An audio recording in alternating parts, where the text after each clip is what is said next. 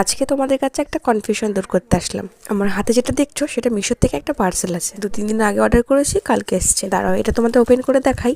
তার আগে বলি, অনেকেই আমার কাছে জিজ্ঞেস করেছো তুমি কি তোমার মেয়ের মাথায় তেল মাখাও না। আমি এক কথাতেই উত্তর দিই না, কারণ কি আমাকে ডক্টর বারণ করেছিল বাচ্চার স্ক্যাল্পে একদম সামনের তালুতে ওই জায়গাটায় তেল না দিতে। এছাড়াও সেন্টার থেকে বারণ করেছিল বাচ্চার মাথায় একদমই তেল দেবে না। আজকে তোমাদের যে পার্সেলটা খুলে দেখাচ্ছি এটা একটা বেবি মাসাজ অয়েল।